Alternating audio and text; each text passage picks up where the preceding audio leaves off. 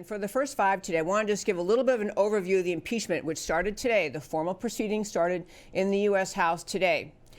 Also, there was commentary by one of the most conservative and widely read pundits that they believe that on the conservative side that the impeachment will for sure occur, that after this hearing, the House will vote to impeach, and actually that there's already a plan in place for the Senate to hold their hearing, which I'll talk about in a moment, and that there is even a plan in place or being contemplated for, assuming the House impeaches and the Senate votes to remove the president, that the setup is all being laid out or prepared for Vice President Pence to become president and for Nikki Haley to be named vice president. This is speculation. This is putting together pieces and speculation, but I want to break it down because it really matters how we think about and talk about how we treat this impeachment effort. But to start with, the U.S. Senate has already announced Senator Burr, who is a chairman of the Senate Select Committee on Intelligence, which has, by the way, throughout the entire Russia-Trump collusion investigation, throughout all of the investigations occurring under President Trump, this committee has been suspiciously tepid on not really getting into the battle on behalf of the Republicans. And we have a Republican majority in the Senate, so most people are thinking that, well, even if the House votes to impeach, the Senate won't remove. But there was an announcement by the chairman, again, of the Senate Select Committee on Intelligence, Chairman Richard Burr. They already made an impeachment trial scheduling for the Senate. They've announced, this Intel chair, Richard Burr, announces the trial will last for 6 to 8 weeks. It'll run 6 days a week from 12:30 to 6:30 p.m., a big chunk of time.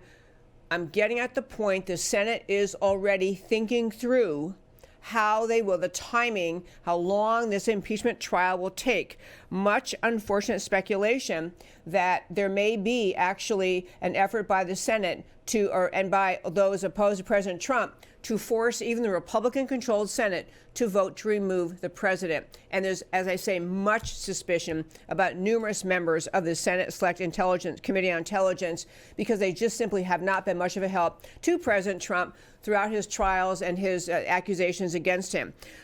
There's also been talking about the idea that it appears there is no constitutional prohibition on the Senate actually holding their vote after the impeachment trial, their vote to remove. There is no requirement that the Senate do that publicly, or put the other way, there's no prohibition on the idea that the Senate could hold a closed vote. So you wouldn't really know how your senator voted. Now, obviously, I'm talking about a lot of speculation, but I'm doing it for a reason. We need to not get down the path in our thinking on the conservative side, the people who want to defend President Trump from this just outrageous, ridiculous attack, which I will talk about more in the next segment. We need to not get down the path so quickly of thinking that even the impeachment vote by the House is a foregone conclusion. There is nothing to this alleged allegation, this allegation of wrongdoing against President Trump. There's nothing to it. We'll be talking more about that in just a few minutes, including who the first witness was today. But there is nothing of substance that the president has done that justifies impeachment. And Nancy Pelosi and Adam Schiff and all of the leadership of the Democrat Party are perfectly aware of this. And so the American people need to be as involved in this impeachment process as we can. We can't just sit back and say, well, let's wait to see what the House is going to do. You know, they're a Democrat majority. They'll probably vote Trump out. We need to refuse to accept that as a foregone conclusion. Because even members of the U.S. House who are Democrats, even Democrats in Washington, elected officials, generally speaking, care about two things. They care about being reelected, and they care about their sources of donations, their money. These are the two things that drive nearly every decision every member of the U.S. House and the U.S. Senate ever makes. And I'm not saying that there aren't senators and congressmen who believe strongly in certain issues, who are strongly pro-life or strongly pro-military or strongly, all sorts of, secure border people.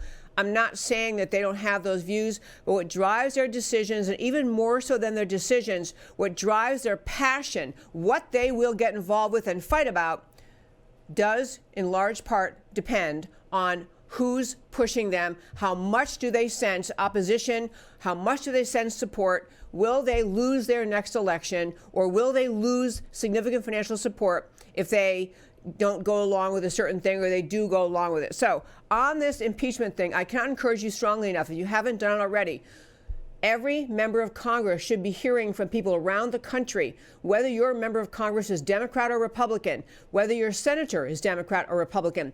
You need to be reaching out to both of your senators, whoever your member of Congress is, any other members of Congress you know of, you have any contact with. You need to be reaching out to them to say, you oppose this impeachment. Don't you dare. Folks, I would not be saying this if President Trump had done anything remotely resembling an impeachable offense. I am not a particular sycophant for President Trump. I am a profoundly dedicated, patriotic American, concerned and committed to the idea of the Constitution, the rule of law, and the preservation of our republic. And that is what is on the table in this impeachment. It is not about who said what in a conversation between Trump and Zelensky. It is not about all the little details that they're going to drag out in this impeachment hearing about whether or not there was a quid pro quo, or can you really call it a quid pro quo? Maybe that's not right. Call it something else. It has nothing to do with why the Democrats are moving this impeachment hearing. And I want to close the first five by turning to Matt, the extremely wonderful producer, and see if he can play for us a clip. There was an opening statement today made by Devin Nunes in this hearing, that is this impeachment hearing. I want to have you play this Devin Nunes opening statement. What he really does in this statement is lay out what the Democrats are really doing. This is Devin Nunes. In a July open hearing of this committee following publication of the Mueller report, the Democrats engaged in a last-ditch effort to convince the American people that President Trump is a Russian agent. That hearing was the pivotal finale of a 3-year-long operation by the Democrats, the corrupt media, and partisan bureaucrats to overturn the results of the 2016 election.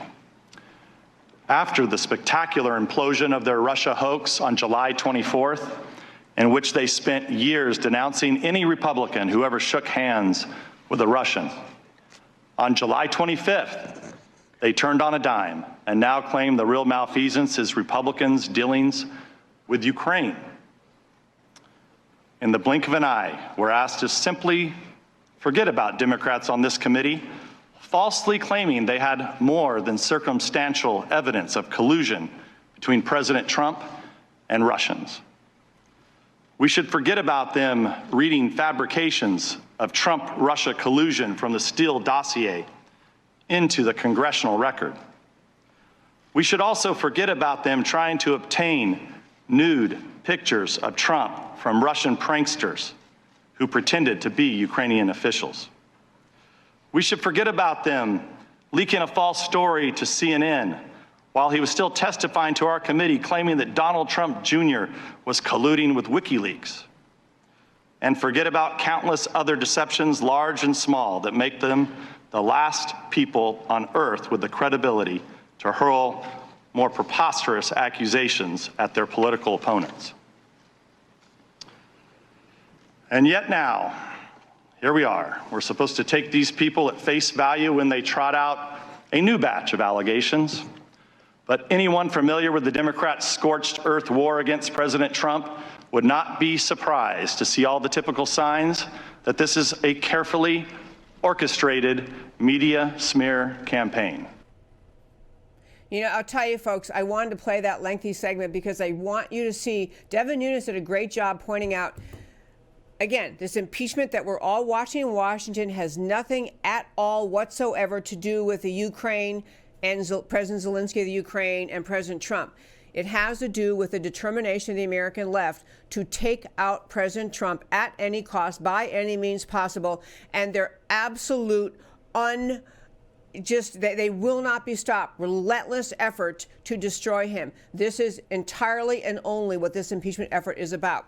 To close out the first five, I'll mention that Adam Schiff, the chair of this committee in the House that's hearing the impeachment proceedings, he released rules this morning about essentially how the proceedings will be what rules will apply, and he dresses it up in all sorts of fancy terms. But the important things to know are the Republicans cannot call any witnesses unless the Democrats okay that person.